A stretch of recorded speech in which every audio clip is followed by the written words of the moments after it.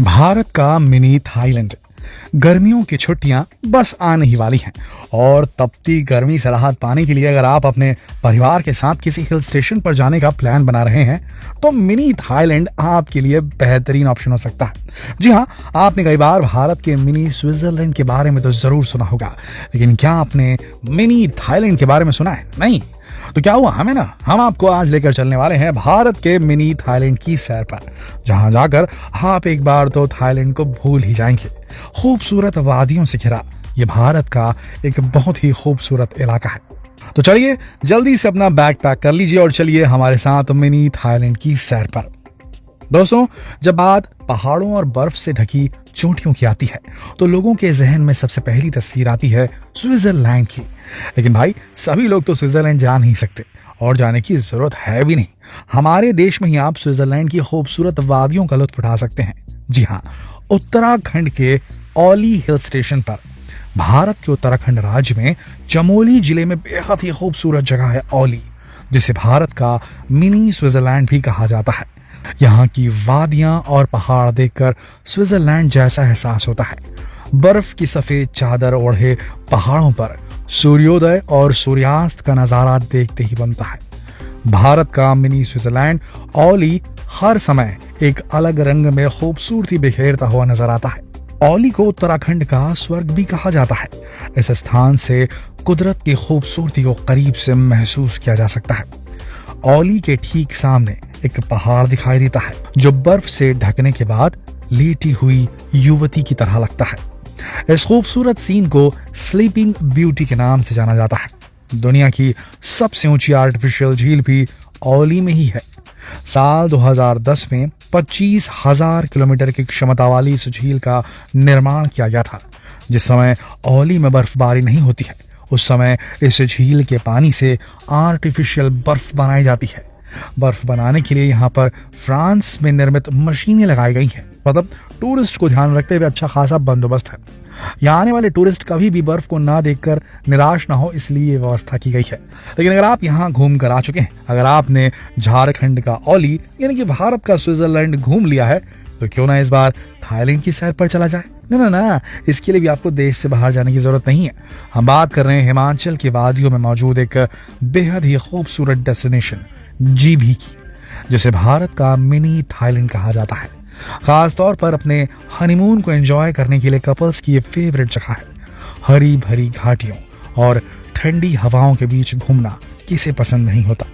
मन को शांत करने और रोजाना की लाइफस्टाइल से छुट्टी पाने के लिए अक्सर लोग ऐसे डेस्टिनेशन की तलाश में निकल पाते हैं। यहाँ का नेचर हमारे मन को पॉजिटिव वाइब्स देने में मदद करता है, तनाव और स्ट्रेस को दूर करता है। हिमाचल का जीभी बिल्कुल एक ऐसी ही जगह है जहां आकर आप खुद को दुनिया के कोलाहल से दूर शांत माहौल में पाते हैं, और इसीलिए ये टूरिस्ट का फेवरेट टूरिस्ट डेस्टिनेशन है। ये जगह है हिमाचल के जीभी में। इसे मिनी थाईलैंड के नाम से भी जाना जाता है। ये जगह हूबहू थाईलैंड के आइलैंड्स के जैसी ही दिखती है। तीर्थन नदी के किनारे पर एक चट्टान है, जिसके किनारे बहती नदी का मेल देखकर ऐसा लगता है कि यही पूरा थाईलैंड है। यहाँ एक झोपड़ी के आकार की 2 विशाल चट्टानें हैं जो इस जगह को और भी खास बनाती है। भारत के मिनी थाईलैंड जीभी को एक छिपा हुआ रत्न भी कहा जाता है। यहाँ के लोकल इस जगह को कुली कटंडी और वीर की आर कहते हैं। यह जगह अब इसी नाम से पूरी दुनिया में मशहूर भी हो रही है। चलिए आपको बताते हैं कि जीभी में आकर आप कौन कौन सी जगह घूम सकते हैं। सबसे पहले तो जो जगह इस प्लेस को खास बनाती वो है जालौरी पास। उत्तरी हिमालय की चोटियों में बसा है जालौरी पर्वत पास। ये कुल्लू और शिमला जिलों के बीच स्थित है। अगर आपने बॉलीवुड फिल्म ये जवानी है दीवानी देखी है तो जरूर इस जगह को देखकर पहचान जाएंगे, क्योंकि इस फिल्म में दीपिका और रणवीर ट्रैकिंग करते हुए इसी जगह से गुजरते हैं।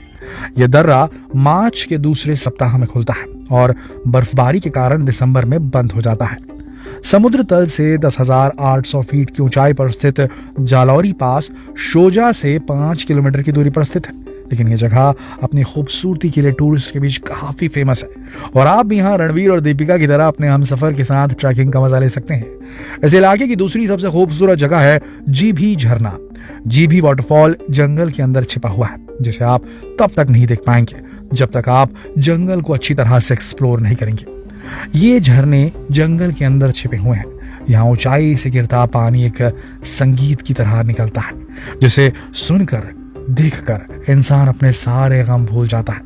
एक अजीब ही सुकून मिलता है इस जगह पर। यहाँ एक छोटा लकड़ी का पुल भी है जो पहाड़ों से निकलने वाली पानी की दो धाराओं को जोड़ता है। अगर आप दुनिया की भागम भाग से दूर शांति की तलाश में हैं, तो इस जगह एक बार जरूर आइए।